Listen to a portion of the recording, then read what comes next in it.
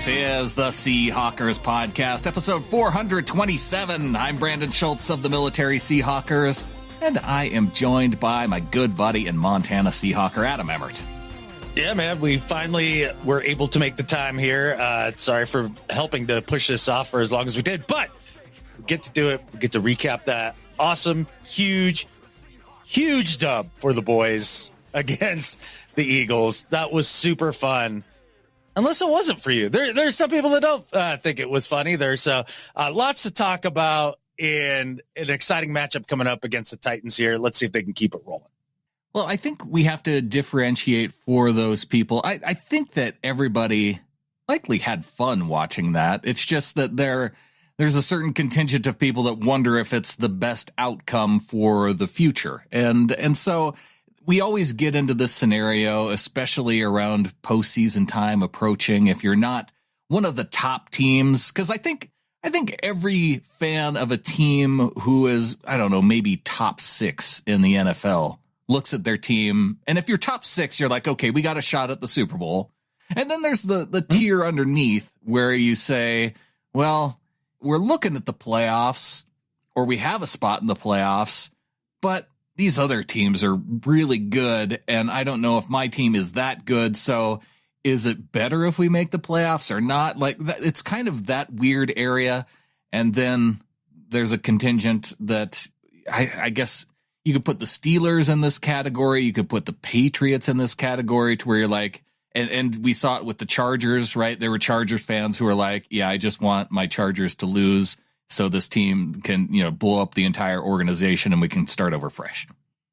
Yeah, because those teams were legit bad. So I can't wrap my head around it in a lot of ways. I do understand rooting for a loss towards the end of a year if you don't feel like you're going anywhere at all or a better draft pick. I get that. I get the idea of a Brandon Staley type there that has been, pretty much a disaster for the most part, or looking at the end here of Bill Belichick's era and seeing that his GMing has been terrible. Right. And it needs to change. Like, I can get all of that, but this subsection of the fan base that are so hot to trot, I haven't seen anybody as hot to trot for regime change like this since maybe Donald Rumsfeld. Like, I mean, this is, it's unbelievable. In fact, I'm going to call this subsection of the fan base the Rumsfelds, because, boy, how did they would do about anything and suffer through anything to not have Pete Carroll as the head coach anymore, despite a season in which you're still having success, a season that I would argue you're better this season than you were last season. And they're one offseason away from being that creme de la creme top there. You've just gone through a rebuild without a losing record. I don't quite get it. I don't quite get it. If you're bad, fine. Yeah, I can see why you'd want to get rid of your coach. But, I mean, I guess all you need to do is fire your coach, get a new coach, draft a quarterback in the first round, and it'll all go great, like the Carolina Panthers. Everything works out when you draft a quarterback first and hire a new coach. It always does. And there's the point, too, of, hey, maybe things can change. Maybe they do get better. But I think you pointed it out, too, that it is in that middle portion of a rebuild.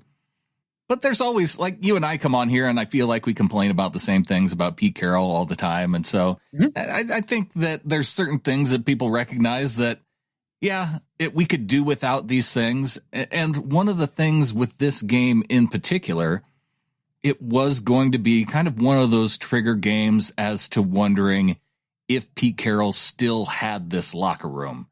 And one of the things that you could tell coming out of this game, it helps obviously with the win, but not only do they get the win, but it was emphatic that Pete Carroll absolutely has this locker room. 100%. And despite a win or a loss in that game, by the third quarter, if you didn't know at that point that Pete hadn't lost the locker room, then you probably aren't watching very closely or don't know what a team that has given up on their coach looks like. all of the Chargers, a little bit of the Patriots now. I mean, we've seen it a lot. And like the Panthers even had kind of given up on Frank Reich already in just a short span there. So, yes, this team still is on board with Pete, and he's getting that buy-in. And I think he's starting to root out some of the problems in terms of buy-in and things like that within the team and getting some attitudes adjusted or eliminated. We'll see. But this team, Clinton pointed out on the Prop Star show, we have beaten the Eagles. We have beaten the Lions. And we took the Cowboys down to the wire at home, where nobody has gotten that close to the Cowboys at home for a good long time now, almost like a year and a half. Mm-hmm. So with that said, this team is so much closer to being one of the best teams in the NFC than it is one of the worst teams. And if that's the case, then wouldn't you want to bank on John Schneider doing what he does like he has the last two off seasons and making those couple extra moves to put you over the top? Wouldn't you rather bank on that and keep Pete and keep the winning culture and all that than roll the dice on I don't know, what is it? A 10% chance that the new coach you hire is a good one? I mean, seriously, I want to ask you and the listeners this. Since 2010, when Pete Carroll was hired, including Pete, there have been 80 new head coaches in the NFL. 80 hires at the head coaching position. That's that's more than 2.5 coaches per team during that time span. Like that's amazing. That's a lot of coaches. So I'm curious what people's criteria would be as to what constitutes a good coach or a bad coach or a mid coach. I'm curious how many of these head coaching hires since 2010 would actually have been more successful than Pete, or would be now if you got rid of Pete. Can I tell you how uninterested I am in the direction that this is going? Because like we're not moving on from the coach. Now, there could be something that happens over these next few weeks that would make me a little more interested in knowing kind of that types of criteria, but this team's still in it. And the thing that triggered me on this that got me more excited was when you talked about the types of teams that the Seahawks have beaten and been close to, because you mentioned the Eagles, you mentioned the Lions, and then the Cowboys were close, right? Well, if the Seahawks make the playoffs and fall into that 6 seed or 7 seed, then those are the types of teams that they're playing. And what they're in right now is kind of that playoff mode because they can't lose a game. They need to win these games then to make it on into the playoffs. So I think we had kind of a playoff atmosphere against the Eagles, and they were able to do it and rally around their backup quarterback to get the win. 100%. And Pete gets you to the playoffs to where you have a shot to go and make a run. You don't necessarily have to be the juggernaut every year to win a chip. Like, I look at this NFC playoff picture, Brandon, and I think there's really only 2 teams that we don't have much of a chance to beat in the playoffs. And that's the Niners and the Rams for whatever freaking reason. Like, we just can't beat them. I know. Those are the only 2 teams I look at in the NFC playoff picture and go, yeah, there's no shot or very little shot of beating. Whereas, yeah, man, everybody else, I could definitely see this team going on a little run here in maybe even making the championship round. That's not that far-fetched by any stretch of the imagination, especially if the defense can play, some semblance of football as it did against the Eagles. That was a good defensive performance comparatively, over the season here. And, I think the offense is going to be a lot better with Geno as well. I'm not ready to go to Drew Lock at this point either. I like Drew, and I'm happy for him. That was super fun. But Geno needs to be the starter against the Titans. Like, he's clearly the better quarterback. You could see it. Oh, sure. But let's take a moment to celebrate Drew, because this was a really gritty performance that came down to that final drive. And yeah, you mentioned it earlier about the idea of knowing whether or not Pete had the locker room. Like, you knew that going into the final drive, okay, if Drew isn't able to make this happen, it's still a 17-13 game against a team that is poised to be in the playoffs, and maybe you didn't get enough out of the quarterback spot to get the win. But then we saw Drew Lock orchestrate a drive down the field where he's hitting DK Metcalf. He hits a nice pass to Jackson Smith and Jigba, the rookie, getting his second touchdown, his second game-winning touchdown in the final minute of the season, something I guess no rookie has done since the 60s or something crazy like that. And it all comes together, and you could feel the emotion coming out of Drew Lock in that post-game interview that he did. And I want to go back for anybody who didn't catch it. It still hits me, even though here we are on Friday. You're probably hearing this on Saturday. It still has stuck with me all this week. Drew, you've told us that it's been amazing to be out here playing again. So what did it feel like to orchestrate this game-winning drive tonight? Oh, amazing won't do it justice. Amazing won't do it justice, but amazing also doesn't do justice. What the O-line, what DK did on that catch, what the receivers did, what Ken Walker, Zach Charbonnet did all game long, the tight ends, man. It takes a special group to rally around a guy that, has come into his second game of the year, right? Used to the same thing all year long, same cadence, same spin of the ball, everything. For a team like that, not just the offense, the defense to rally around me tonight, man, that was amazing. I hear some emotion in your voice. Yeah. It's been a long time. I'm just blessed. Blessed with a great group of guys, a great city, great coaching staff. It's awesome. It's a wow. Drew, when did you even know you were going to be playing tonight? Oh, there's a long story going into that one. But I kept the mentality that I was going to play, regardless of what was going on, how people were looking and whatnot. I was just like, you know what, you're going to go out there and play, so just be ready to play. Found out when we got here that I was going to get the nod, and roll the dice, baby. Let's go. And I feel like this is the biggest story and best story coming out of this week, because so often we cover wins, we cover losses, but you don't get a story. And there's a story here with Drew Lock in terms of just what he's had to go through, getting traded for Denver, coming here, and kind of having all that talk through the offseason during that trade here of, oh, Drew's just going to be the starter of the Seahawks after Russell Wilson has left. And then there's the competition with Geno. He comes down with COVID. He ends up the backup. And you could hear even after the game last week where it was kind of thrust upon him last minute, like, okay, you're going to be the starter because Geno can't go. And now he has the opportunity to prepare all week. Still isn't sure if he's going to be the one to go. And then he gets to come in and on top of it, lead this game-winning drive. And so it's a lot. And you could hear it from him. Cool moment. And I'm so happy for Drew because he does seem like a genuinely good dude and has worked his butt off to try to have this second opportunity and to make the most of it.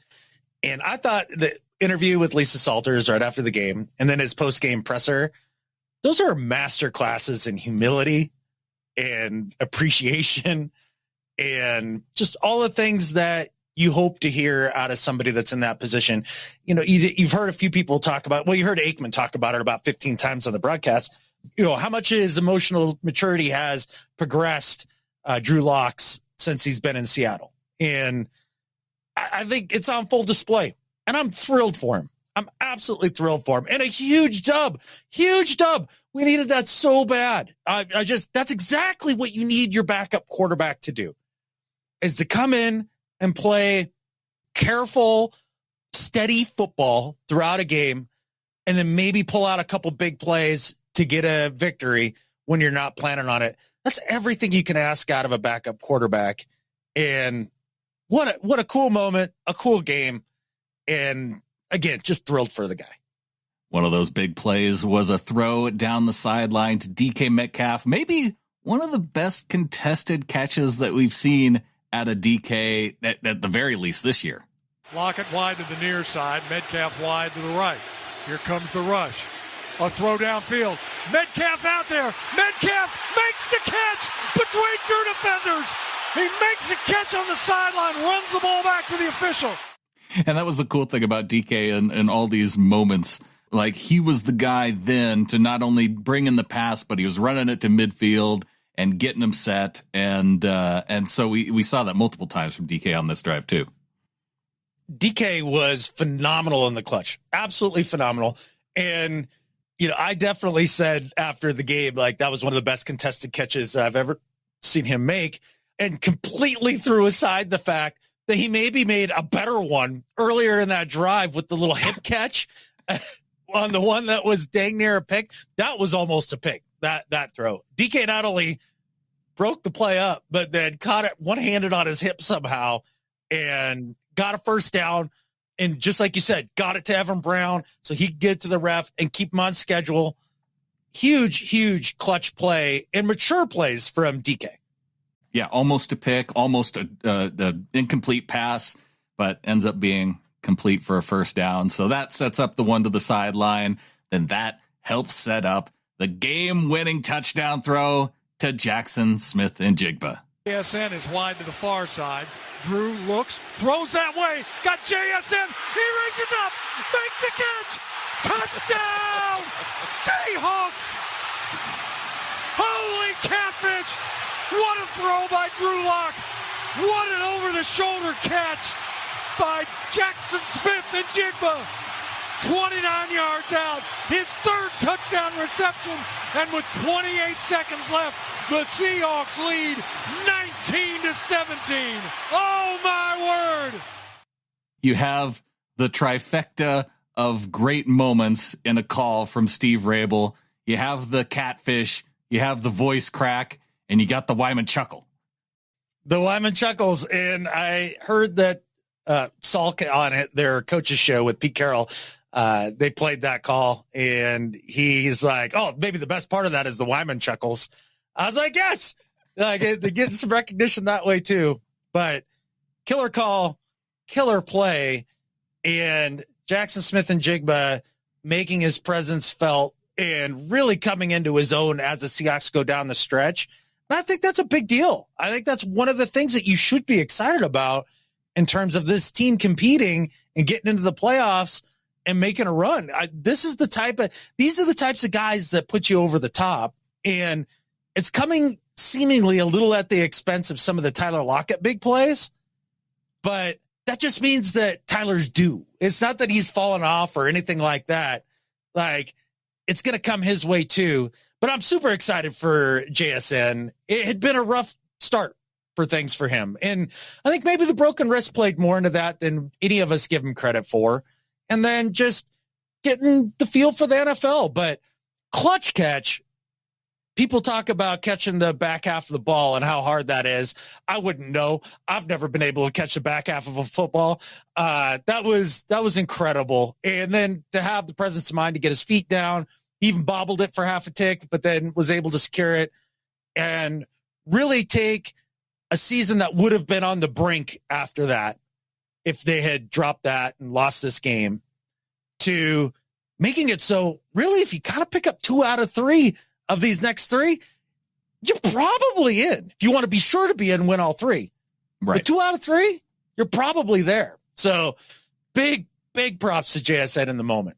Yeah, especially considering you're counting on the Vikings and Lions playing twice and expecting that the Vikings probably lose both of those games just based on their quarterback situation, how their season's going. So we're going to have to wait and see over these next 3 weeks, because as great as this win was, can they continue? We'll see.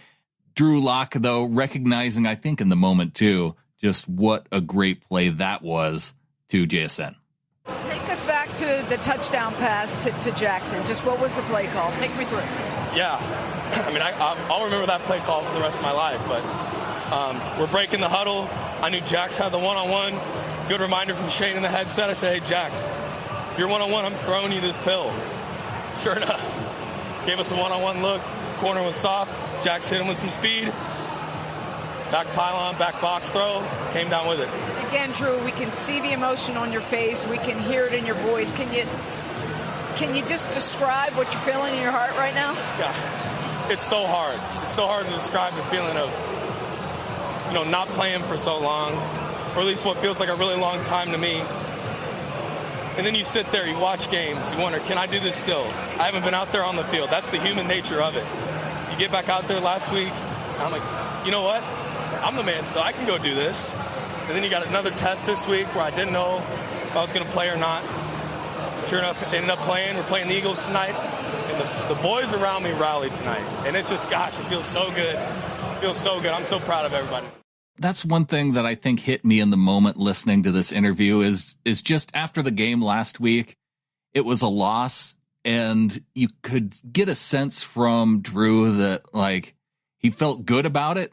And I don't know. I was having a hard time just in my own mind. Like, okay, how is Drew reacting this way despite it being a loss? But I think it says it all right there. Like last week, he was questioning himself. Could he still go out there and do quarterback things? And so he got enough in there to know that at least, okay, I can do this. It feels good. And then for it to come back and then compound that and actually get the win, I could see how now it makes sense to me. I think it was in his presser.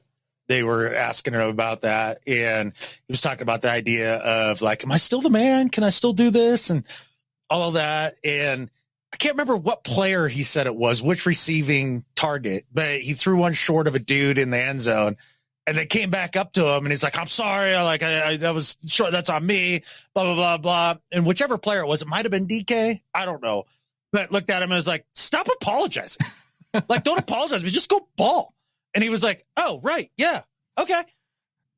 I can't imagine in a position that you have to have supreme confidence, what it's like to have to re-find it. That's why some of these comeback players, these comeback quarterbacks that maybe struggled in previous stops and put it together later impress me as much as they do, because that's a very difficult thing to do. So good for Drew, man. Again, just thrilled for him. Well, and to that point where when you're in that position throughout your high school career, you're the dude. Throughout your college career, you're the dude. And then you get to the NFL and you're like, well, I've been the dude for a while, so I'm just going to keep doing this. And then when you kind of hit a wall, you start to struggle, then maybe you end up going the way he does. It's like, oh, well, maybe I'm not the guy that I thought I was necessarily. And then, yeah, it's just the competition, I think, at this level is so strong that if you're kind of in that middle area, you have to be like the elite of the elite. And there's so few that end up becoming that type of guy in the NFL. Yeah, it's exceedingly rare to find a human being that can put all that together. It's just, they don't just grow on trees, but you need help around you too. And he had a lot of that help around him in this game. K9 played his tail off. I thought he had maybe his best game of the year. That was exciting. I love watching him run when he's getting going. He is such an exciting player. The offensive line, I don't think got enough credit this game. And there were so many nice, clean pockets for Drew to step up into and throw the ball downfield. There were some good, clean pockets against the Niners too. And some good, clean pockets against the Cowboys for Geno. And it all seems to have started with the return of one Abraham Lucas. The more he is playing, the better this offensive line looks. He is that big of a deal to this team. My favorite player on the Seattle Seahawks is maybe the most important offensive player on the entire team. He's been so good. And if you look at his tape against Hassan Reddick in this last game, Hassan who? Right. Yeah. You didn't hear from him. Not a whole lot from Hassan Reddick in this game, other than, he was completely washed out of the play when K9 went for his touchdown run. Two tight ends in the backfield. The handoff goes to Walker. He looks for running room, bounces it off the right side, inside the 20, the 15, the 10, the 5. Touchdown, Seahawks! Ken Walker III had a convoy of tight ends leading him around the right side, and he goes in from 23 yards out, and the Seahawks are a point away from tying this up. Just exactly the way to start the second half, driving all the way down the field on the Eagles and score. Rabel calls it a convoy of tight ends, but one of those tight ends was quarterback Drew Lock. I was going to say, did Drew make a position change on that play that I wasn't aware of, or something along those lines? But you saw him out there blocking. That was cool. I mean, a little like Russ would do often when, he was running the offense with Marshawn. So that was cool. A lot of big time competition moments for this team. And that drive is a great example of it. Coming out in the third, putting it together, getting points on the board. And that seemed to change a lot of the momentum in this game, because early on the Eagles were up and down the field in making long 15-play drives, 12-play drives, and time of possession was totally out of whack. And then they come out and just pound the catfish out of the rock, and that made me super stoked. Yeah, they had that drive where it was just hammer it right down the field. And you wanted to see, because you saw some toughness on special teams right out of the gate on the first special teams kickoff, Derek Hall coming down and laying the wood. I think John Radigan was probably in there laying some big hits like he always seems to do. And then on defense, you had guys flying all over the field. You had Mike Jack blocking through wide receivers to make tackles on passes to tight ends. Like, how refreshing was that to see a guy at corner just, and not be Devin Witherspoon. It was actually Mike Jackson doing those types of plays that I think we're used to maybe seeing now from Devin Witherspoon at this point. But we saw a lot of moments of toughness from the team. So to also have that on offense and have it be in the running game, a good drive. Absolutely. And, a couple of the defensive guys you're talking about, Mike Jack, that was a great game by him. Extremely happy with the physicality that he brought. And it definitely helped change the tone and tenor of things. Look, Leonard Williams, big cat. He's been a big get. He was awesome throughout the game. Absolutely awesome. Re-sign that man. Do it faster. I can't wait for that. He's a heck of a football player. And then a little bit of addition by subtraction. No Jamal Adams. And that seemed to be for the better. And that's not a knock on Jamal. Like, the idea that he just has been able to get back out on the field this year, considering everything that his body has been through over the last 2 years, that's a massive win and big tip of the cap to the guy. And it shows his competitiveness and his toughness and all that stuff. But he hasn't been close to 100% since he come back. And it shows on the field. And they told him that he wasn't going to play. And I think it was the right decision. Now, there's some fallout from that I have some big concerns about. But in terms of the play on the field and the decision by Pete Carroll, I think it was the right one to make. Yeah, and there was a lot of talk around the idea of, okay, well, he wasn't in the stadium to watch the game. I guess I would prefer that he be there, but to me, that's not the big issue for me. It's the actual play on the field, and that he hadn't been getting it done. And now we actually got to see that the defense can look good and look real good. In fact, Julian Love getting Defensive Player of the Week with his 2 interceptions, including the one that helped seal the game. Hurts drops back, has time, loads up, throws. A.J. Brown, the defense. It's intercepted. Does he keep his feet in? He does! Seahawks ball! The interception made by Love. This guy's going nuts for the Seahawks defense, making big plays. They're going to check it to make sure his feet were in. And we got to see umpteen angles after the game because Philadelphia Eagles fan, I didn't even know it was a thing as far as whether or not he got his feet down, because I just assumed after watching a couple of replays that because it actually looked like it did. But there was one angle. Why would you have to assume it? Why would you have to assume it? You watch his toe touch the ground on the tape. Like, there's ground, and then his toe comes down, and it goes boop on the ground, which is touching your toe to the ground, which means that's a foot down. Yeah. And then his other foot is clearly inbounds. Like, you have to be denser than an iron asteroid to think that wasn't a interception? I don't know. I went down like the flat earth rabbit hole with Eagles fans who had this one angle to where it looked like maybe the foot didn't actually touch. And I couldn't even exactly see what I was watching because there were some accounts online that had a screen grab that circled his foot, showing that there was a little gap in between his foot and the ground. And I'm like, I'm trying to figure out, what is this even showing? Because you can screen grab any play at any time and show a foot not touching the ground on a catch or no catch. Like what? you can freeze frame it at any point and show this. So I was trying to wrap my brain around what this was exact evidence of. And then I went back and I watched the other replays and I was like, oh yeah, well, his foot touched in this other angle. And so why are Eagles fans hung up on this one frame from this one angle that it was weird. And in a moment to where that was an incomplete pass anyway. If he doesn't catch it, there's 12 seconds left. What else are the Eagles going to do? I mean, to that point, why didn't they just do what they should have done in the first place, throw over the middle and use one of their three, or did they still have 3 timeouts when the drive started? They had umpteen timeouts. Yeah. And I knew I was not real excited about, just because I've seen it happen so many times where you have a team with 30 seconds and all the like boatload of timeouts and they find a way to get in field goal range. And thank goodness Julian Love had an actual interception. And Elliott has a huge leg too. I was sweating bullets.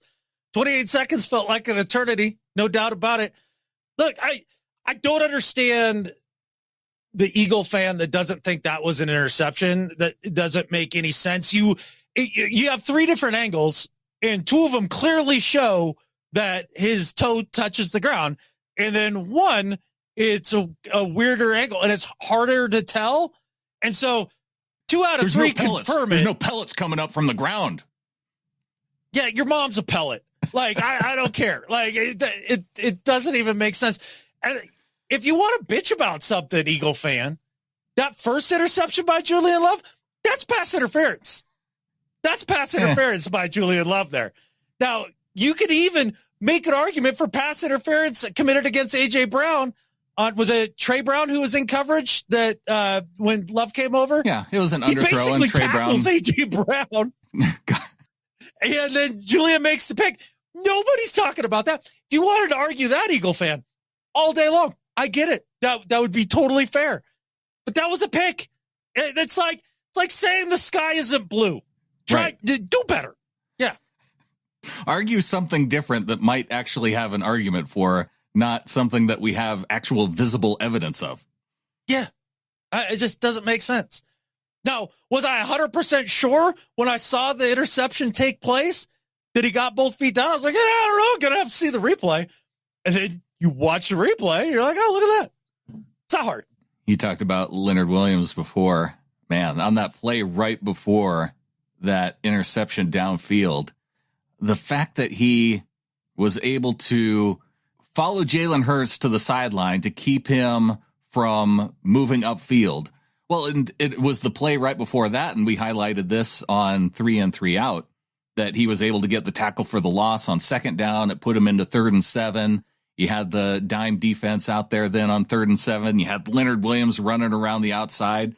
The other cool thing about that, watching the all 22 of that play right before the interception, was the amount of ground Leonard Williams covers. And it mirrors exactly what Quandre Diggs is doing on the back end of the defense, because they're following Hurts in terms of looking downfield and where he's going to go with the football. So you have Leonard Williams following him all the way to the left side of the field, and Quandre is back there in coverage, just in case Hurts decides to throw. Everything's covered up. Hurts able to make it back around, and there's nobody there to tackle him, but all 5 pass rushers that the Seahawks sent on that play are still in pursuit. And you have everybody just sticky in coverage, and Quandre again books it from one end of the field to the other side and is still in coverage. And Leonard Williams also booking it, big man booking it anyway, from one side of the field to the other. Faster than me still. Yeah. Exactly. And just the amount of effort on that one play to get that stop there, that was big time. You talk about a team not quitting. That wasn't right before the interception. That was right before the punt that gave it back to Drew Lock for the game-winning drive. That's exactly right. You talk about a team not quitting on its coach. There's a great example right there. The amount of effort team-wide by all 11 dudes out there on the field to cover for that long. I mean, Jalen Hurts basically, he rewrote the Constitution back there. He had enough time. Like he could do anything. And the guys on the back end, they hustled all the way through the end of the play. The guys in the front end hustled. That was extreme effort. And those are the types of plays that win football games. And it was super impressive all the way through, especially on that particular play. No doubt about it. Yeah, third down stop, then gets them to punt, gets them the ball back. They still have a timeout. And Drew says, I don't need that timeout. I'm just going to drive the team down the field and win this game. So a good, fun 20-17 win. And you know what? If that ends up being our Super Bowl for the season, I'm content with, like, that's a fun game to win. And but I do want more. I want more, Adam. It's a fun game to win. They did pull it out of their butts a little bit. It's not like that was more of snatching a victory from the jaws of defeat than just going out and winning a football game. Sure. That's one thing that gives me a little bit of pause. But then again, the Eagles are in struggle mode a bit, but they are one of the better teams in the league. And it's a huge deal. And I think the emotion and energy that comes off of a victory like that, I'm just listening to the guys after the game and all the pressers and the coaches and everything. These are the types of wins that can catapult you on a run. And you're due for that run too, because you're coming off of a anti-heater of the 4-game losing streak before that. So, and the competition going forward stacks up in a way that gives you an opportunity to do that. That doesn't mean it's guaranteed. Doesn't mean you still have to go out there and beat NFL caliber teams, but they're not the Niners twice and the Cowboys and the Eagles, like teams that you look at this point in the season, they appear to be playing at a lesser level than the Seahawks are. At a lesser level, but the Cardinals, as we pointed out, playing, continuing to play hard.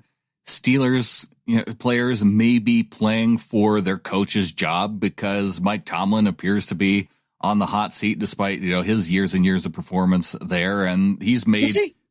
I don't know. I feel like I'm told that he is. So I have no idea, but they've made moves. I guess I kind of get the sense that maybe it is when a coach like Tomlin moves on from his offensive coordinator in the middle of the season and still things haven't quite improved. It's those types of things where you see coaches having to make tough decisions and maybe decisions that they don't want to do. I don't even know if Nick Sirianni necessarily wanted to turn defensive play calling duties over to Matt Patricia in this game, but we saw that happen. Sean Desai moved up to the booth because it always works out perfectly when you just give the job to the next guy. And we, as it turned out, Eagles defense, they're fine, but not able to get the win despite making a coaching change. Yeah, it's not always a clear upgrade when you make changes of that nature, but also too, like if you're talking about Tomlin, Matt Canada was bad as it gets, like bad, like all the bats. Yeah. And not like the type of offensive coordinator, because we all complain about the offensive coordinator. Like every team who has fans, when the offense doesn't win or doesn't win by a lot, we complain about the offensive coordinator and how it could have done better. Oh, for sure. If you have any questions about it, Brett Coleman does a great breakdown on his channel of the Matt Canada offense. And the thing is so they get rid of Canada or you put Desai up in the booth. You're already 3/4 of the way through the season or halfway through the season. How much can you really change? You can't blow the whole thing up and start from scratch. People saying Tomlin's on the hot seat. If you heard it from a Rooney, I'll believe you. If you heard it from anyone else, I don't believe you. Like they're such a patient ownership group. And it's funny how the patient ownership groups opposite of Michael Tepper's, right? They tend to have success. maybe just being knee-jerk and wanting to get rid of things and changing things for the sake of change every 10 minutes, maybe it's not the best way to go. Michael Tepper or David Tepper, Carolina owner? Oh, it is David Tepper. Who am I thinking of? Who's there is a Michael Tepper, isn't there? Or am I just making that up? I don't know. Or I decided he was a Michael. He looks like a Michael. He kind of looks like a Mike. Michael. Maybe that's where you got the Mike. We got Mike Vrabel coming up. He also looks like a Mike. Yeah, no, that's totally where it was. That's it's Mike Vrabel's fault, not mine. And I just want to make sure everybody knows that. Will Mike Vrabel be coaching the Tennessee Titans / Houston Oilers coming up next season? We don't know, but another coach potentially. If they're smart, he will be. He's a heck of a football coach. He's a good coach. Yeah. The Titans' issues are not head coach related. They're mostly GM related. Trading away AJ Brown for a first round pick, that the receiver they got in return out of the first round, he's fine, but he's not AJ Brown. Was it Burks? Yeah, Treylon Burks. That's who they got. No, there's a reason why he's been surviving general managers there. I mean, maybe if you're really that sick of him in Tennessee, I'd trade him to the Patriots. They'd probably give you a little bit of draft capital for the guy. That seems like a nice fit. And the reason I respect Vrabel as a coach is the Titans over the years, they're always kind of one of the middling teams. And you feel like, we should get the dub here, that sort of thing. But God damn it, every time we play them, it is a tough game. They play us hard every time. I hate playing the Titans. I really do. And I'm still concerned going into this game, considering half the roster is injured. Sounds like there'll be no Levis. We're going to be seeing Tannehill. King Henry hasn't looked good in a couple games. And I'm still nervous. Still nervous, yeah. Justin Simmons might not play. He hasn't played the last couple of weeks anyway with a knee injury. So, maybe they don't even have their big guy that you have to worry about in the middle of the defense, but they still get after the quarterback with all their pass rushers on the defensive line. So you have that to be concerned about. And there's the issue with the backup quarterback. I think I would rather face Will Levis than Ryan Tannehill, because Tannehill can dink and dunk this team to death. Oh, 100%. Ryan Tannehill, while maybe not the greatest quarterback to ever lace him up by any stretch, he's a professional quarterback. Let's not get it twisted. And unlike maybe other players in the league that are a little younger and don't have as much experience, say like, I don't know, Jalen Hurts last game, he won't go away from attacking a couple slow linebackers in the middle of the field if he can pick up 6 to 9 yards every time he throws the ball. He won't go away from that. I would have preferred to face Will Levis because he is that gunslinger that you can almost count on him to take shots downfield. And that's where I like our defense better, is defending those types of deep shots, even though you have D-Hop on the other side of the football to chuck it up to. Like, the difference is Will Levis can just throw it up, chuck it up to DeAndre Hopkins downfield. Like, you have to worry about that. And instead, I guess you have to worry about crossing routes over the middle with D-Hop. D-Hop has been tough to deal with over the years. There's no doubt about that. A little bit different stage of his career. Still good. Maybe not peak D-Hop, but still very good. Mm-hmm. So that should concern people a little bit. But one of the things that gives me a little bit of confidence and buoys me is the back end of their defense is bad. Yeah. It is not good at all. They have 4 picks on the year, Brandon. 4. That's the worst in the league as a group. 4 as a group. Yeah, and I think they just got 1 this last week. So, and the return of Geno Smith this week, and the receivers balling out like they are, the offensive line, you mentioned they're going to have to go up against a pretty decent Titans defensive line and pass rush, but are they Dallas good? No. Are they Niners good? No. Are they Eagles good? No.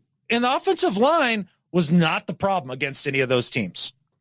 So I do like that ability then to maybe run against this team a little bit, and that's the other thing. While the defensive line is good about the pass rush, I don't know if they're that great when it comes to blocking against the run. So if you can run on this team and you can attack the corners and the secondary, Geno Smith having as much time as Drew Lock had in these past couple games, and potentially having more time, it does look a lot better. I'm excited. I'm excited to see what Geno and company can do against this Titans defense. Yeah, it's going to be, I think, a good offensive showing for the team. And it sounds like K9 is expected to play even with the shoulder injury. It sounds like Geno's pretty much fully back. And one of the things we haven't talked about is the idea that this rest that he's gotten, that's also helped with the elbow as well. Yeah. That was a pretty gnarly injury to the elbow there. And he's had the time to get the groin healed up, get that healed up. You're getting peak level Geno here. The receivers are on fire. The offensive line is playing well because they have their anchor at Abe Lucas back. I just want to keep talking about Abe as many times as possible, just because they don't get enough shine, them tackles, especially right tackles. But I like their odds. I'm just nervous because it's the Titans. That's it. That's all. Well, and it's the style of football the two coaches play. They want to limit the amount of possessions. They're not looking, and Vrabel's certainly not going to be looking to run up the score. He's going to be looking to pound the football. And against a defense that in this last week, they gave up a lot of rushing yards to the Eagles between Swift and Hurts. So, yeah, that part of it does have me a little bit concerned. Like, can this team shut down the run again? And can they shut down those mid-level passes? Yeah, the mid-level passes are the thing that really concerned me. The defense has had stretches where they've been able to stop the run fairly well. I think it does hurt not having Jamal Adams for this particular game. I don't think there's a lot of games where having him in helps you in your matchup, but him being a better box defender, I believe, than Julian Love, I think would help a little bit. But I think they're going to be fine against the run. I'm not too terribly worried about that. It's not like Tannehill is Jalen Hurts. I mean, he can run around and do crazy things with his leg, Hurts. Whereas Tannehill, I mean, he's effectively mobile, but he's not that guy. You think that they would use Jamal in this game? Or let's say Devin Witherspoon can't go because Devin hasn't been practicing. He's not even traveling with the team. He's not even traveling with the team. Okay. And I think that's a big deal. You said you didn't really care much that he didn't show up to the stadium. Well, he's not going to play. I think that's a big deal. I think it's a big deal. You hear his teammates and the coaches talk about him, and the first thing they always mention about Jamal that he brings to the table, he brings juice. Right. You don't have to be on the field to bring the juice. You can be there for your boys when they need you in one of the biggest games of the year. Help everybody out by lifting the energy, being on the sidelines and watching the way the game's going down and conversating with the other guys from your position groups. This is pouting. This is sulking. Yeah, well, I don't want that on the sideline. Yeah, you keep the pouting and the sulking at home. Right. But show up for your boys. Change your attitude, because that's what you do when you're a professional. That's what you do. And Jamal not coming with him to Tennessee, again, it's just like, dude, that feels very selfish to me. And I agree with KJ on this one. It's a bad look for him because KJ's not into it either. Oh, well, I'm ready to move on from Jamal at this point. So it's kind of one of those things that if he doesn't want to be there, then I wouldn't want him there. And that's fine. So again, I think it comes down more toward is that contribution that he's going to provide on the sideline of energy? Like, can somebody fill that role? I think so. I think Devin Witherspoon, if he's injured, he can provide some of that energy, which I feel like we saw some of that on the sideline with Julian Love out there.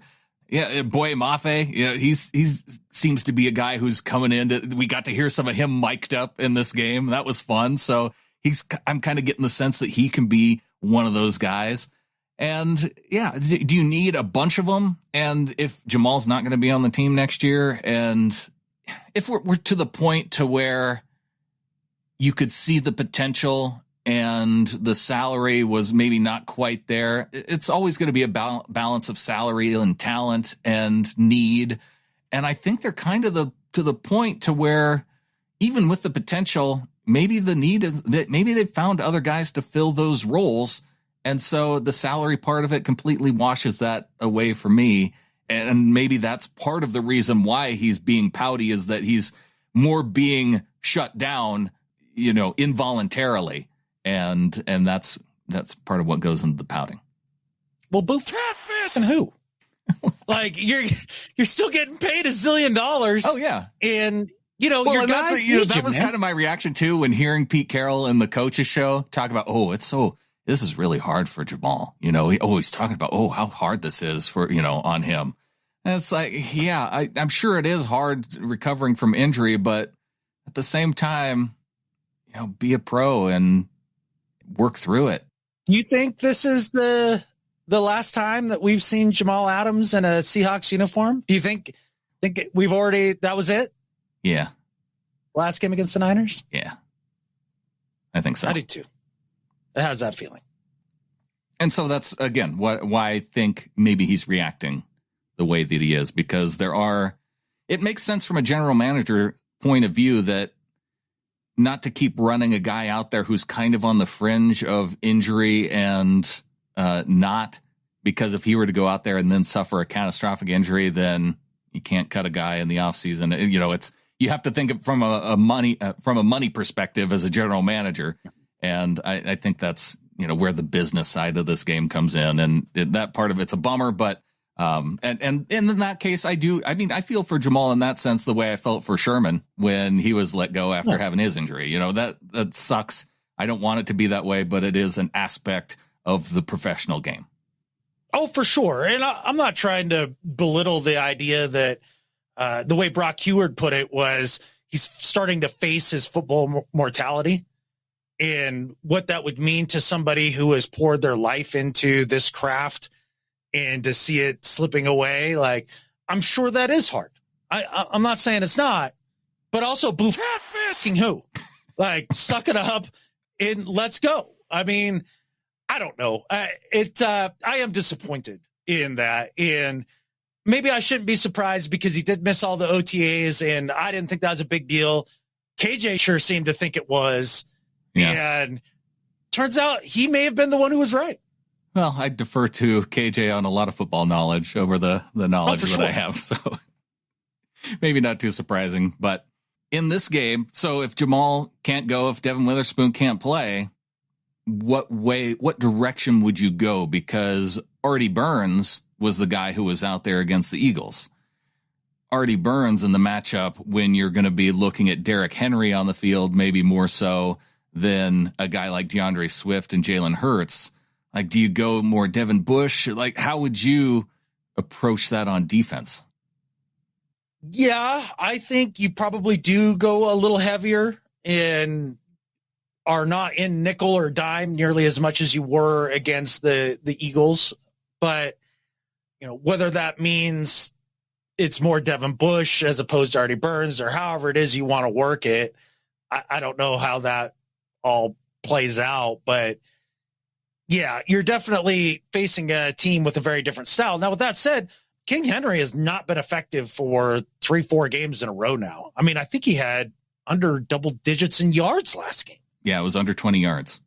Yeah, it wasn't good. Clinton seems to think that the backup Spears is Spears, pretty good and going to get more. I don't know a thing about Spears. He's a rookie and he plays some in the AFC, and I don't really care. Right.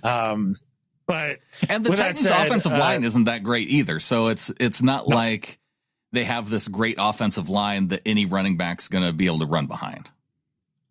Exactly. So I'm not too fearful in that sense.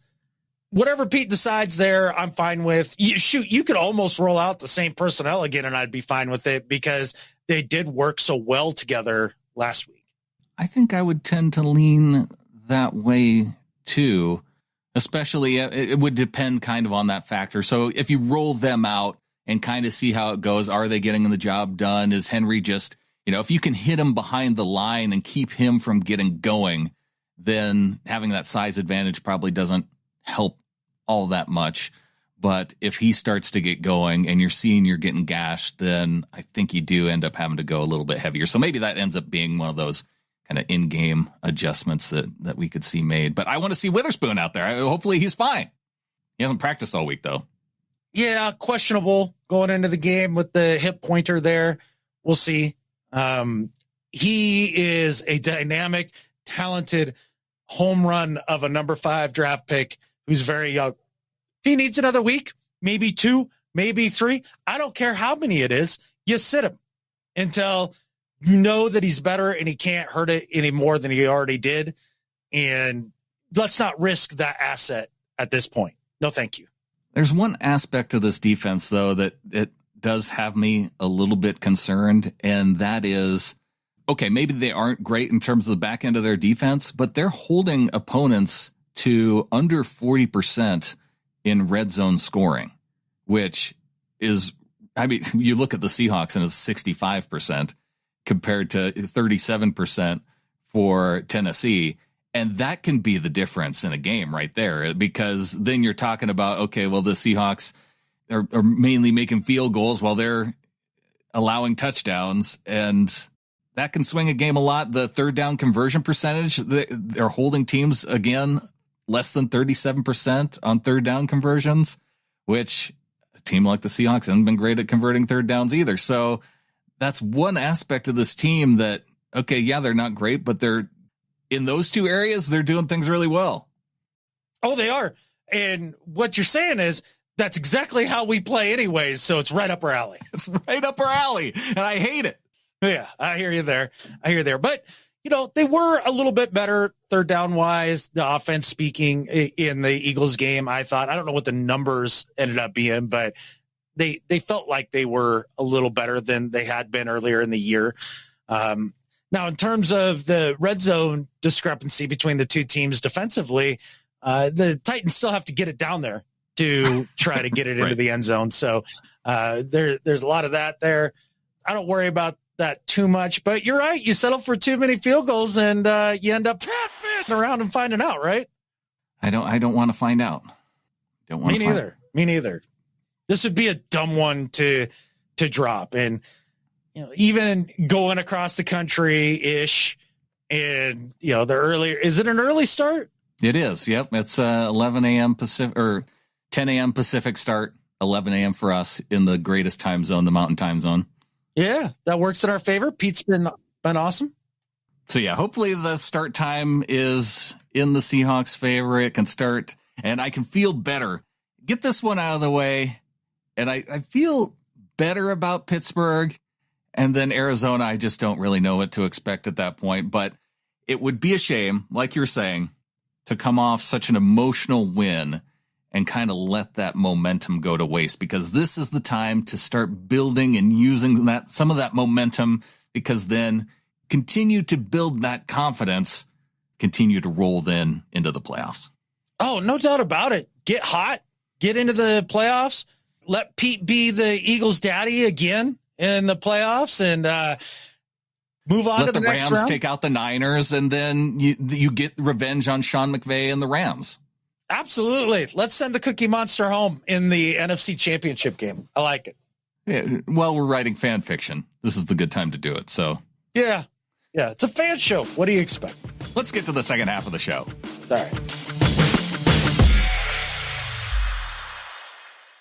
Looking for a fun way to win up to 25 times your money this basketball season? Test your skills on Prize Picks, the most exciting way to play daily fantasy sports. Just select 2 or more players, pick more or less on their projection for a wide variety of stats, and place your entry. It's as easy as that. If you have the skills, you can turn $10 into $250 with just a few taps. Easy gameplay, quick withdrawals, and injury insurance on your picks are what make Prize Picks the #1 daily fantasy sports app.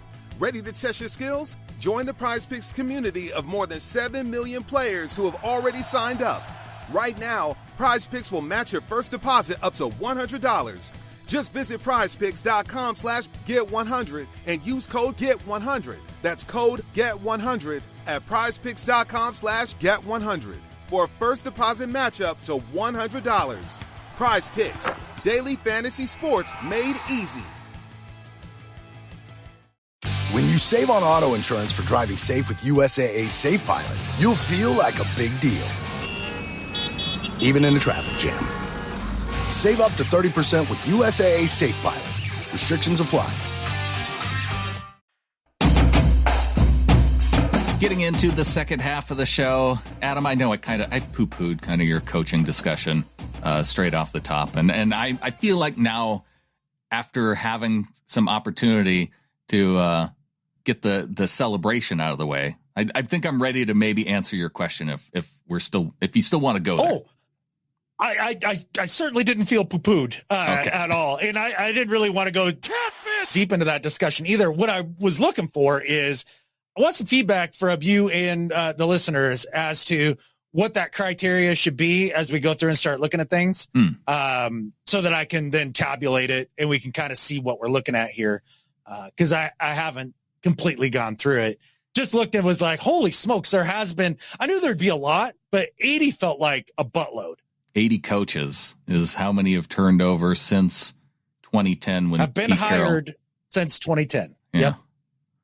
That's a big number. And like you mentioned with the Panthers, there are some teams that just can't be patient. And I feel like teams that are in those types of situations, how can you not think about that from that perspective? When you go to hire a new coach for an organization, it just seems like such a big decision that you would want to be sure that you could give a coach like that 4, 5, 6 years, like to be confident in knowing that this could be the guy that could set a culture throughout that time period. And if you're not sure, then what are you doing are you just hoping that things are going to happen? I feel like job interviews like that for teams that manage billions of dollars, it just seems like that it should be more extensive. And you would think if you were the type of business mogul that was able to amass billions and be able to purchase a NFL franchise, that you would have learned the value of patience along the way and what that means. And you would think that those same owners would look around the league and see what seems to be more successful than not. And I can guarantee you going through coaches like underwear is not more successful than finding a coach and giving him the appropriate amount of time to actually affect change throughout the organization. And if you say you're Tepper and you hire Frank Reich, and halfway through the season, you're like, nope, you don't believe in this. You don't believe, we can't see eye to eye. You're out. And I don't like the way things are going. Why did you believe in him 4 months before that? Right. What changed? He obviously is the same dude. If you believed in him 4 months ago, stick with him through the downs. And that's kind of, I guess, where I'm at with the Rumsfeld subsection of the fan base is like, just you simmer down a little bit. Where's the loyalty? Where's the patience?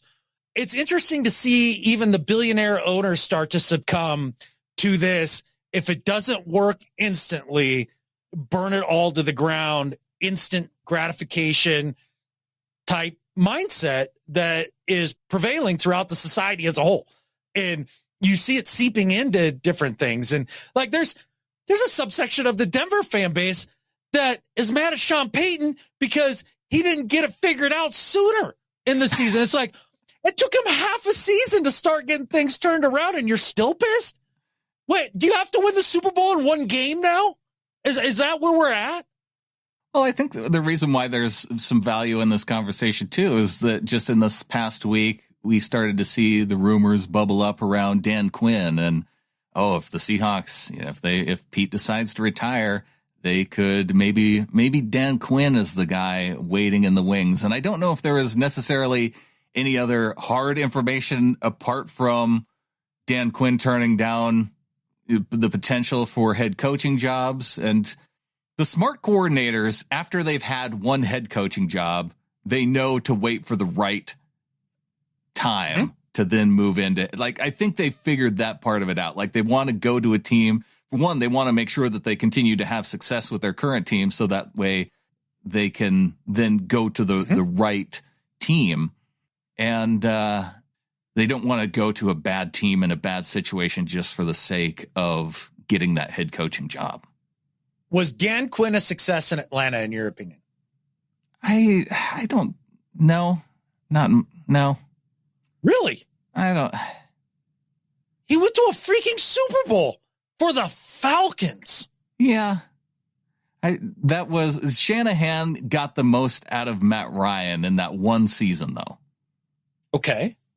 I think the reason why I have that mindset is because Dan Quinn was a defensive coach, and so many of those Falcons teams and Falcons defenses in particular were not that good. So I guess, yeah, he wasn't the one coordinating the defense. Did he draft Vic Beasley? Or was he suffering Dimitrov annually? Like, because that's how it felt like to me. That felt more like a situation that Vrabel's in. Well, the reason why I asked is I'm still trying to figure out this criteria of who's good, who's mid, and who's bad, right? Because the guys that want Pete gone, they obviously aren't happy with mid to good, because that's where Pete's been the last couple of years. So you'd have to be good or great. And I would say the Dan Quinn hiring in Atlanta, I would have to say that's a success. He took him to a Super Bowl. He would be in the good column for me, because all of them end, right? Whether you retire, most of them are fired. Almost every coach is fired. So at the end, it's always a failure, quote unquote, in some terms. But yeah, I think if you asked Atlanta fan, they would probably be like, wasn't the worst time. I suppose now that they have had Arthur Smith and things haven't gone that great with him. So I would rather have Dan Quinn over Arthur Smith, but I don't know. If the Seahawks were to move on, the thing is where I would want them to go, you wouldn't have an answer to what that criteria would be, because I would be looking for a guy who is in an offensive coordinator position. I would be drawn to the guys who have had success, because there's been so many opportunities to see starting quarterbacks go down this year and then have backups go in. I would be looking hard at those offensive coordinators that then continued to have success with these backup quarterbacks that were kind of thrust into that type of situation. And I don't know how they would do as a head coach, and that's the hard part about it. I think that's where some of the interviewing and that sort of thing comes up, but at least that's where my mind would start to look, like if I really wanted to get into it. Sure. Okay. Okay. If let's say Pete were to say, yes, I'm retiring, I just want to go and, hang out with the missus, and I've had my fun and I'm good. I got my one picture on the field with me looking up into the stadium as it's empty. That was my moment. That was his moment. Right. And would I want them to go somebody with NFL experience or to the college ranks? Should they be an offensive guy, a defensive guy? I would definitely want, for me personally, a defensive guy. I think offensive dudes are a dime a dozen these days. I think you can find offensive minded guys all over the league that are decent. And it's harder to find somebody like Mike McDaniels, right? Like down in Miami. It's not like there's McVays and McDaniels all over the place just growing on trees. But yes, there are enough guys that have offensive competence to where I'd be fine with that. I think what's harder to find is good defensive coaching these days with the rules the way they are. I think I would rather go that direction, which I know is not what the analytics say. It's not what, everybody tells you should do. Yada, yada, yada. But that's the way I feel about it. Well, I guess I would have to look at what tends to win Super Bowls over these last few years. Is it offensive-minded coaches that end up winning Super Bowls? It generally feels that way for me, and I think that's why my mind kind of went in that direction. So is it offensive coaches that overwhelmingly win Super Bowls over defensive coordinators because they're better? Or is it that there's a much larger pool of offensive-minded coaches who are head coaches, and so odds are you're going to see an offensive coach win it more years than not? Yeah. I don't know if you can go that way just because it is such a gauntlet to get then into the playoffs. Yeah. So what I was going to say, a good coach, and what I would say is a successful hire that would be, quote, better than Pete. I would say that the criteria of that sort of coach would be having gone to like 2 conference championship games. Like that to me shows like a level of success, right? So when I look at this list, I just want to see how often it is that a team moved on from a coach, brought in another guy, and then had that sort of level of success. Like, how often does that happen? Is it just get rid of Pete and we're in the championship game next year for sure? Like, because that's how a lot of these Rumsfelds act. Like, it's, you get rid of Pete, and all of a sudden you're going to score 70 a game and win the chip. And I have a feeling that is extremely unlikely in comparison to that guy not being any good and you backslide. I think that's far more likely. Yeah, there's so few Andy Reids out there that, but hey, Bill Belichick, he might be looking for a job. The weird thing that cracks me up is that Bill Belichick is 6 months younger than Pete Carroll. And I feel like I don't hear any conversation around. I wonder if Bill's going to retire after this year. No, the conversation is, where is he going to coach next if he's not with the Patriots? That's the overwhelming conversation. Whereas Pete, it's like, oh, well, old man Pete, 6 months older than Belichick. Never mind that he's the one with the backwards hat, MFing dudes in the locker room and jumping up and down, looking like he actually enjoys his job, where I haven't got that sense out of Bill Belichick, and I don't know his entire time in the league. So it's just weird that that's where the conversation is. I don't know where you get the impression that I don't enjoy my job. I'm having a ball. So exactly. As far as Belichick goes, it will be interesting because I do think he needs to at least be done being the GM there. That's where his big failure is. His defense is still damn good, even without a whole host of players. He needs a good offensive mind. I mean, shoot, he can bring Josh McDaniels with him again, because he's the only. Belichick is the only place that Josh McDaniel works. It's somehow, when he's gone anywhere else, he cannot have success. So that might interest some Seahawks fans then. What? Belichick and McDaniel? Yeah. Over Pete? I like rooting for my team and enjoying. That's the other thing about the Pete conversation. I don't know how you can't enjoy Pete Carroll, his style, the way he treats people. It's easy to be a fan of this team, its culture, its practice, like the way that it operates. I love Pete Carroll, man. And I'm going to be sad the day that he is gone because he hasn't lost it yet. He hasn't. And if you think he has, then you don't know how wins and losses work. Well, I know someone who does know how winning and losing works. It's our members of the flock. They are helping our show win by supporting the show, being our producers, especially our executive producers, DCH, Becca Christensen, Brian Shaw, Jake Burdine, John DeSmartu, Garen Taylor, and Has No Clue.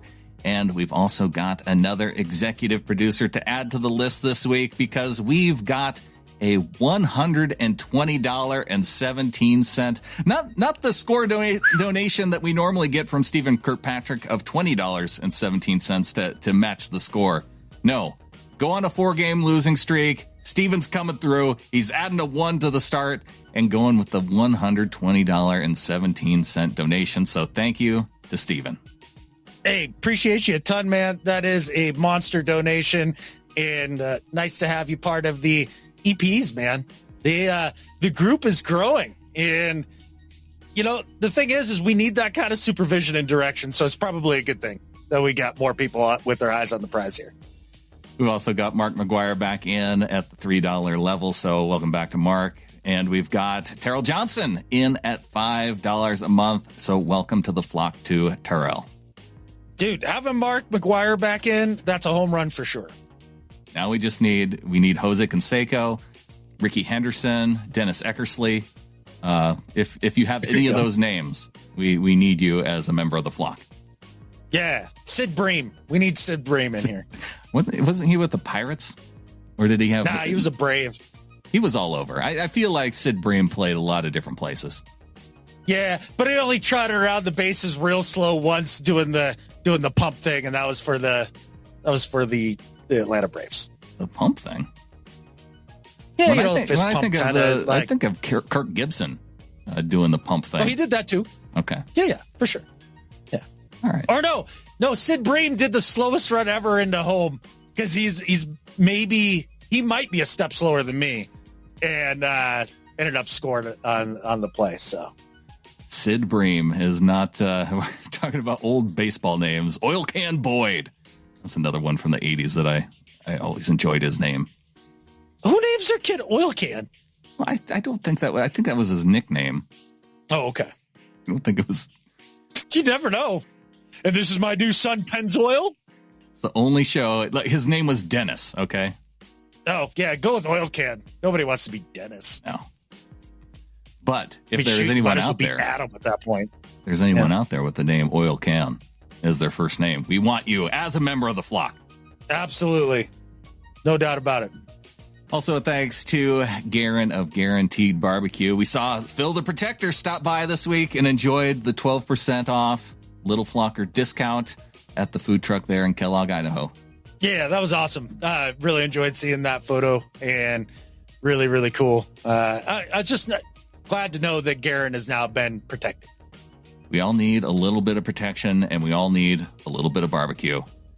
Can we be protected by our benevolent ruler this week as we welcome in Evie, our Pick'em League overlord?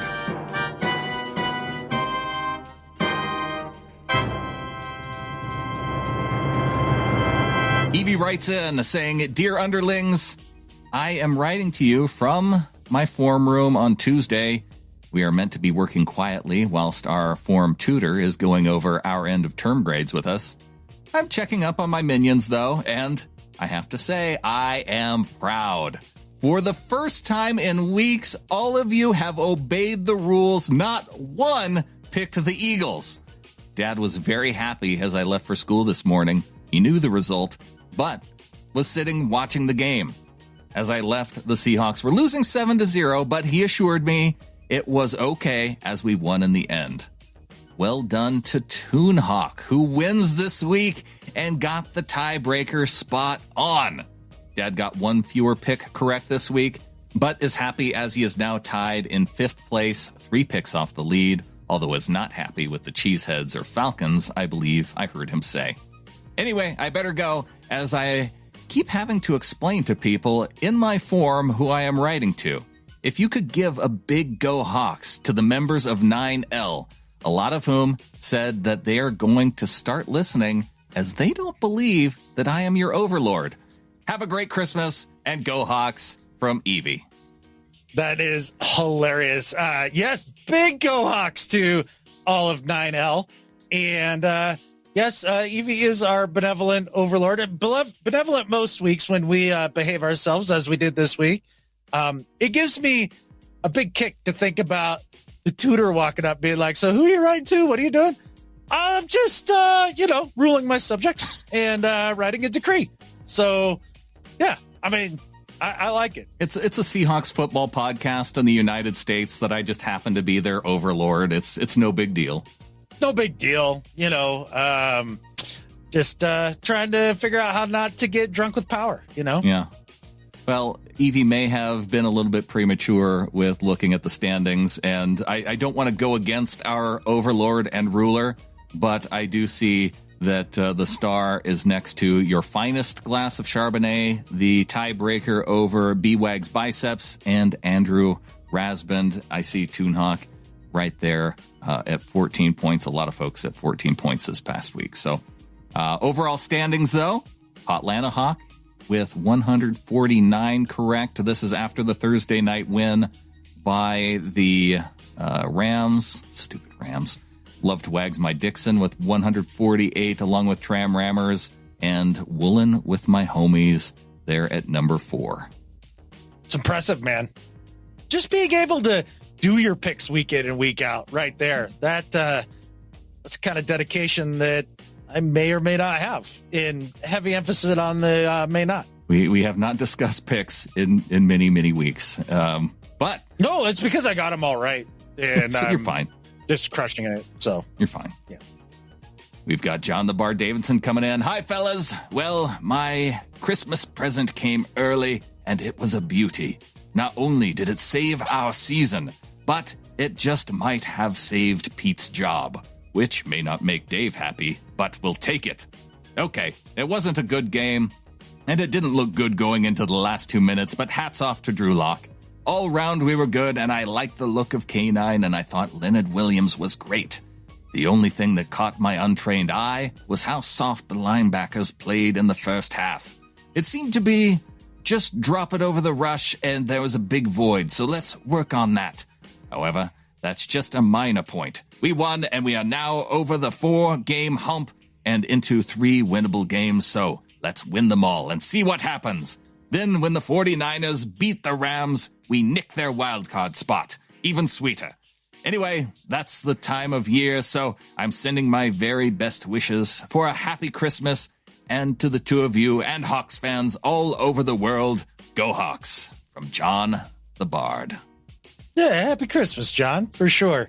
It was an important victory for Pete, no doubt about it. And you're not wrong about the linebacker part of it, especially on third and mediums. Holy smokes, they got targeted early and often. I'm pretty sure it was Mike Lombardi I heard say the other day that if your linebackers are fast, then your defense is fast. If your linebackers are slow, then your defense is slow. And it certainly feels that way right now with Bobby being at the stage of the career that he's in. I could see that. Yeah. But he was better in coverage, I felt like, yes, in the second half, too. Because going back and watching some of the All-22, like there were moments where he was sticky. So I don't know why that necessarily changes, but I'm glad it did in that game. When I mentioned I think that they've been an offseason away here from being a big-time legit contender, I think speed at the linebacker position is one of those things that they could address this offseason. And those guys are available usually. Mm-hmm. They're around. So it's not impossible. It's not like you're hanging your hat on the idea that you're going to draft one of the 2 best college quarterbacks coming out in the draft. That's harder to get to. Yeah, you can find speed at linebacker on the first 2 rounds and find generally pretty good linebackers because they aren't one of those premium positions. So some of the best guys tend to slip down a little bit. Exactly. I wonder how the folks in 9L, like, what do they think of my British accent, my English accent? I want to know. Evie, let me know. I don't know. It's a banger to me. You're spot on, dude. We'll see. We'll see what That's how they all sound. Can they not hear it when they talk? Yeah, you all sound like that. Even John, like that's his actual English accent, the way I hear it. Yeah. Mm-hmm. On to do better and better at life. All right, Brandon, my do better this week. I've told a few other people to do better already throughout the show and through Prop Stars that we recorded earlier today. And you can do that if and only if you're able to call yourself out when you need to be doing better yourself. And so this week, my do better is for me. Dude, when we got to the second half against the Eagles, I had completely given up on the defense. Completely. I was just like, nope, they're not going to get it done. They can't cover anybody in the middle of the field. Here we go again. This is going to be a big L. Everybody's going to be out calling for Pete's head. And this is going to be miserable. And we're going to have to win out our last 3 games to even have a shot.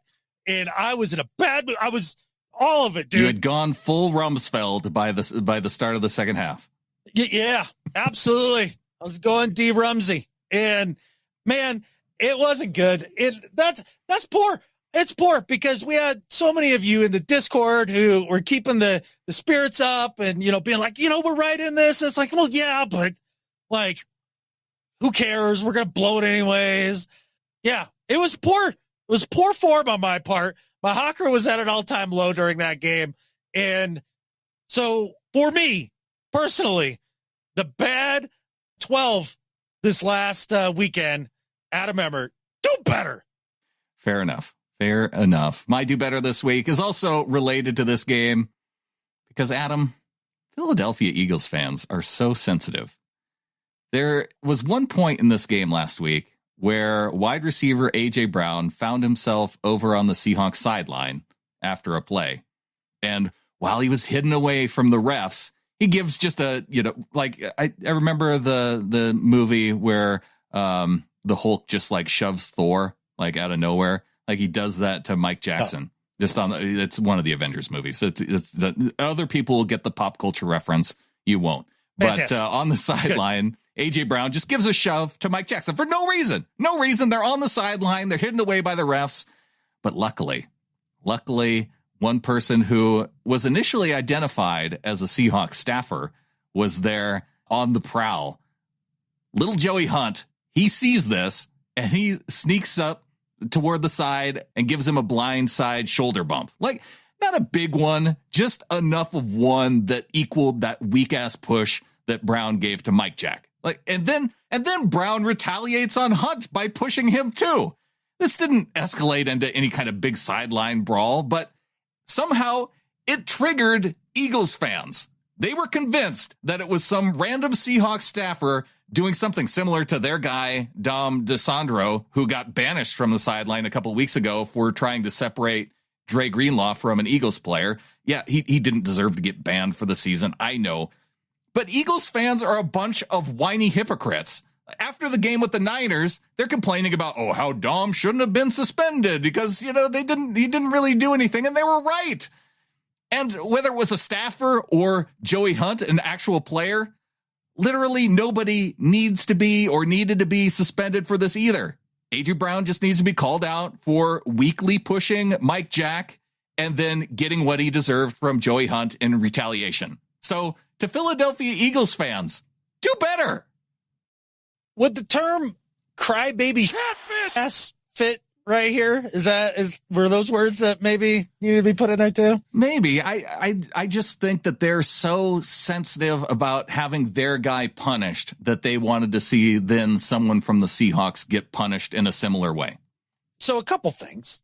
One, Joey Hunt did get punished. He got fined for that.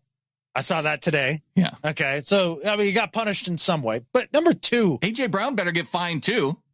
Sure. I don't care. Like either way.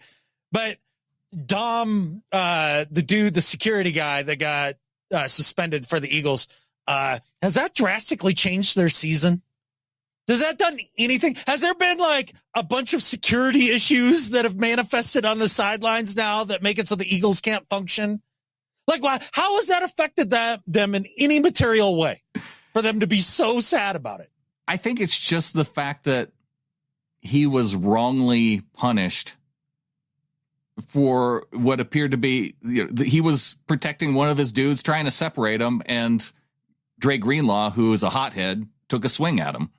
So, and then he kind of got his with him. Yeah, I don't know. I thought the whole incident was one of the dumber controversies in all of controversies. It was like, this is a big puddle of who gives a shit. And so was this. So why are Eagles fans then getting all hot-headed about somebody bumping into A.J. Brown? He bumped into A.J. Brown. So sad. He cried himself to sleep tonight. Did you see the Seahawks did a little social media highlight of Joey Hunt? He had, instead of Hunt on the back of his jersey, it had staffer. That's funny. And technically speaking, he is a staffer because he is on the Seahawks staff. Like if you're an employee, you're on the staff. I guess right? He's a practice squad player. He's an actual player. It's a little bit like players are allowed on the sideline, and I don't know if you have to be on the sideline if you're a practice squad player. Obviously, you're not going to be in the game, but they have more of a right to be down there with their teammates than security guard dude. Yeah, sure. Yeah. Because like you said, that there's other people who are employed as security that keep the security part of the sideline. Like we saw him walking with Jalen Hurts into this game in like he was, I don't know, is he Jalen Hurts protection? I guess. So to recap, Eagles fans got their knickers in a twist over interception that clearly occurred It is indisputable. And the fact that A.J. Brown pulled a Catfish! and then got it returned back to him, and it's not fair. It's not fair. Is that where we're at? I It's think not so. fair. I think you recapped it nicely. Okay. All right. Well, cry, Eagles, cry. On to Better at Life. All right, Brandon, my Better at Life than Skip Bayless this week is for Michael Lombardi, former NFL GM and been around the game forever. He went on the Pat McAfee show yesterday and did an interview. And within that interview, he made sure to stand on the table for one Pete Carroll.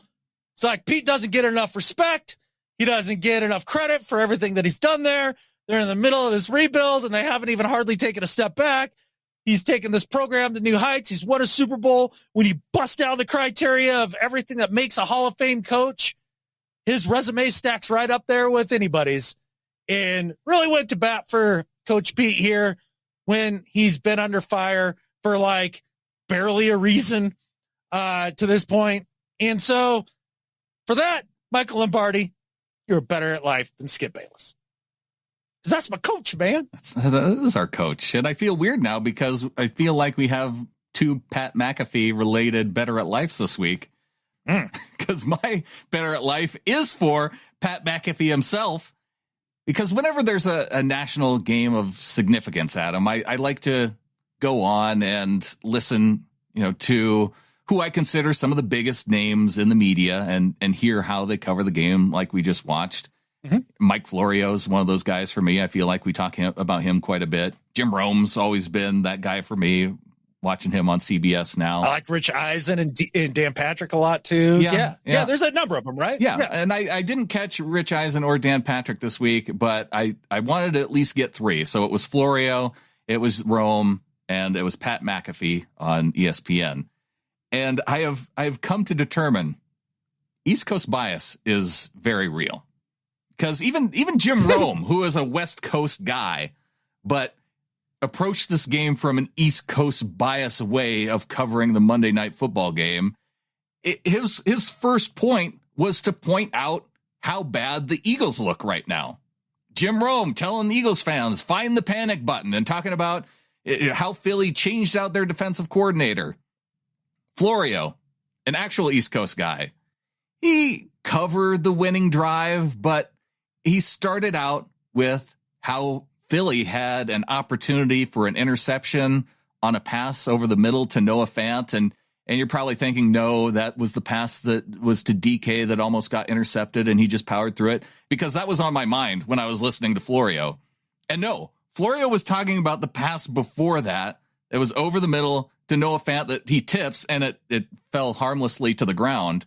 But did that pass hit Noah Fant dead in the hands? Dead in the hands and bounced off his shoulder pad. But Florio covered it in the way, like, he spent 3 minutes on this play and talked about how it's these types of opportunities that the good teams then have an opportunity to put away a bad team, and approached it that way. And it was a play that I didn't think had any kind of significance. I had to go back and rewatch the drive because that play, out of all the plays on that drive, it didn't stand out in my mind at all. I had completely forgotten about that because it's not like it bounced up in the air and then off of a Eagles player's hands and it was like, oh, so close that I had any kind of concern over it. I didn't remember the play. And so it was weird that they went on for minutes about that then before getting to the game-winning drive.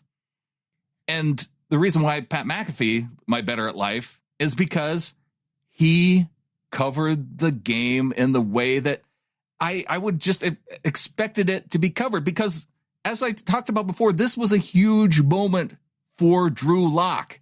Teams like the Eagles, they go on losing streaks. Teams like the Seahawks, they go on losing streaks. Incomplete passes to start a game-winning drive. Those types of things happen. But the emotion of Drew Lock to go from being the starter in Denver to being a backup in Seattle, not knowing if he was going to start, and then leading the team on a 92-yard game-winning drive, that's a story to save the season. To save the Seahawks season. Yeah, That's a unique story. All the other things that these other guys covered to start off the show, those are not unique things to happen in the NFL. So it's not hard to recognize it. And yet Pat McAfee was one of the only national guys out of these three guys to recognize it and cover it appropriately to start a national show. Pat McAfee, better at life than Skip Bayless. You are so spot on with this one. It's not even funny. I don't know how many different vids I went to watch and just hear a little conversation about this one, because it was such a big deal and it was such a huge moment in a cool story. And all I heard about was the Philadelphia Eagles. That's it. And that's all. Like, the idea that East Coast bias was like maybe kind of real. Oh, no. It is in full effect when you look at the coverage for this game. It was unbelievable. And yes, give Pat McAfee some credit for actually covering the Seahawks in that situation, more than just giving them a tiny bit of lip service. Mm-hmm. Rich Eisen actually did at least a few minutes that was Seahawks centric. Okay. And then Eagles stuff. But I did happen to watch an Eagles post-game show. It's shot in a casino. Seth Joyner's on it. They've got a panel like 4 dudes. And I don't even know it was hilarious. But, man, you think that Brandon and I can be mean sometimes when we talk about the team or a little negative here and there. Holy smokes. That was eye-opening. Definitely a different beast, no doubt about it. But, yeah, man, finally, somebody talked about the team in Southeast Alaska for a half a second after a massive win to save the season by the backup quarterback that everybody had written off. Man, like, why wouldn't you want to talk about it? Why wouldn't you? It's a novel story. So, yeah, it just I couldn't believe that it wasn't more of a focus than it was nationally. But at this point, maybe I shouldn't be surprised. Yeah, I'd like to say that I was surprised, but man, I wasn't. Well, you know what? That's not fair. That's not fair, because I did. Maybe I wasn't surprised. I was disappointed. Yeah. Like when I went, I was like, oh, of course. Okay. All they're going to do is talk about the Eagles. I wasn't surprised, but I was like, really? All right. I guess that's what we're doing. Jalen Hurts still has a knee that's hurting and was sick. You're right. Yeah. Jalen Hurts flu game, man. He was in full NyQuil mode after that in his press conference too.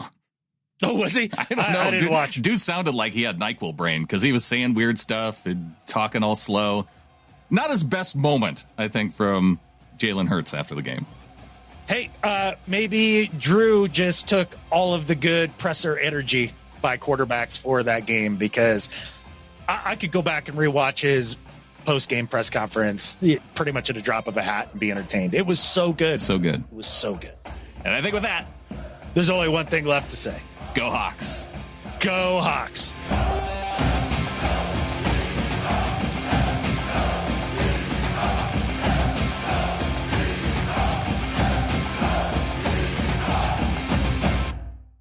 Looking for a fun way to win up to 25 times your money this basketball season?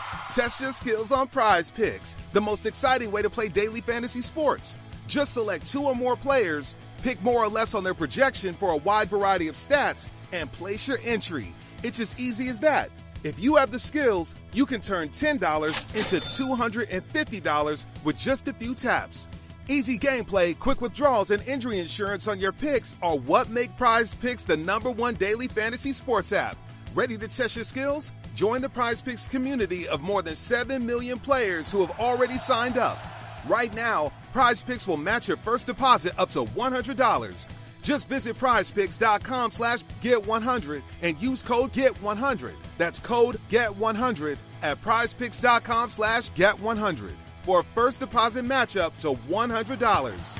Prize Picks, daily fantasy sports made easy. How's your money feeling? It's about to feel happier with a certificate from Happy Money's partner, Michigan State University Federal Credit Union. Elevate and increase your savings with 18-month terms and only a $500 minimum. And the happiest part? MSU FCU certificates yield 4.5% APY annual percentage yield. Now that's a happier side of money. Elevate your savings. Go to happymoney.com/MSUFCU. That's MSU-FCU. Funds insured up to $250,000 by NCUA. The APY is accurate as of the 12/1/2023 dividend declaration date. Early withdrawal penalties do apply. Fees may reduce earnings on the account. Any monthly withdrawals or transfers reduce earnings. How's your money feeling? It's about to feel happier with a certificate from Happy Money's partner, Michigan State University Federal Credit Union.